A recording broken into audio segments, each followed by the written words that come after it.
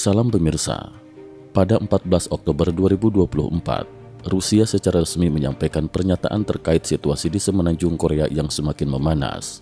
Sehari setelahnya, kantor berita Korea Utara melaporkan bahwa Dewan Keamanan Nasional Korea Utara mengadakan pertemuan darurat pada 14 Oktober. Dalam pertemuan itu, Kepala Staf Umum Korea Utara menyampaikan rencana aksi militer kepada Kim Jong-un yang kemudian memerintahkan penguatan pertahanan negara, hak pertahanan diri dan penegasan sikap politik militer yang tegas.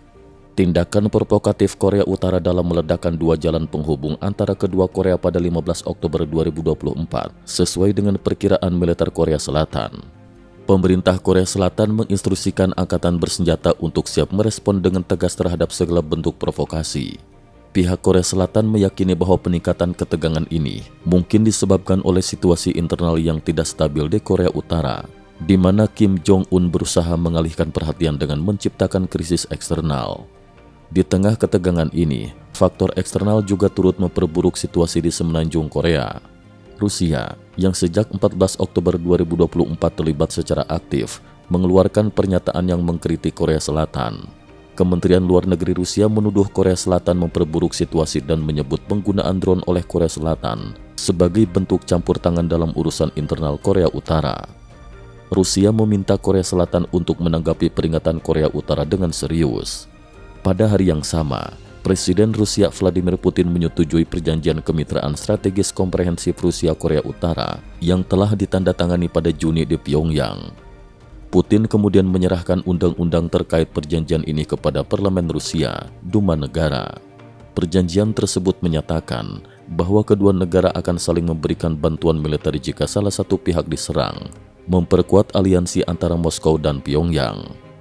Jenderal Yu Sung-chi, mantan Kepala Akademi Politik Militer Universitas Pertahanan Nasional Taiwan, dalam wawancara dengan Half Voice, menyatakan bahwa kekuatan militer Korea Utara tidak cukup kuat untuk bersaing dengan Korea Selatan.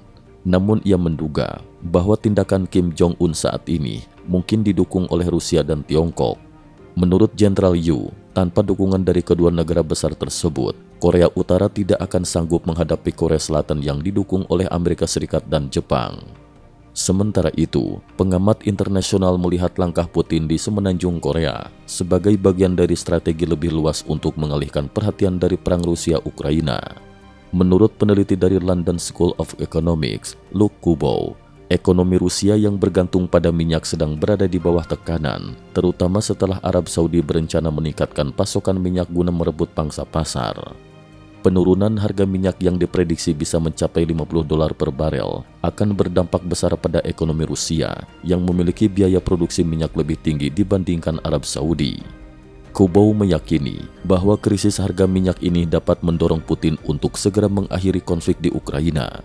Namun jika tidak memungkinkan, Putin kemungkinan akan memicu ketegangan di tempat lain, termasuk di Timur Tengah, di mana ia berharap Iran melancarkan serangan terhadap Israel.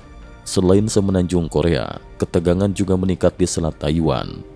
Meskipun latihan militer gabungan Lianhe Liqian 2024B oleh Tentara Pembebasan Rakyat Tiongkok berakhir dalam sehari, Tiongkok masih menunjukkan ambisi untuk menambah tekanan militer. Namun kehadiran kapal induk Amerika Serikat di Selat Basi telah membatasi ruang gerak Tiongkok, sementara semenanjung Korea menjadi satu-satunya titik api potensial yang tersisa. Di sisi lain, di Timur Tengah, Presiden Amerika Serikat Joe Biden pada 14 Oktober 2024 mengeluarkan peringatan keras kepada Iran terkait rencana untuk membunuh mantan Presiden Donald Trump. Biden menegaskan bahwa tindakan semacam itu akan dianggap sebagai deklarasi perang, memperlihatkan betapa seriusnya Amerika dalam menghadapi ancaman dari Iran.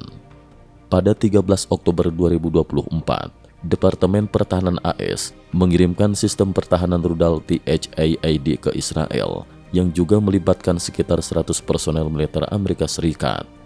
Langkah ini menimbulkan spekulasi tentang peran AS dalam konflik yang terus memanas di Timur Tengah. Meskipun sebelumnya AS hanya memiliki sedikit kehadiran militer di Israel, pengiriman THAAD ini merupakan sinyal kuat keterlibatan lebih dalam AS di wilayah tersebut. Pada 14 Oktober 2024, Tiongkok mengadakan latihan militer gabungan Lianhe Liqian 2024B di dekat Taiwan yang hanya berlangsung selama 13 jam.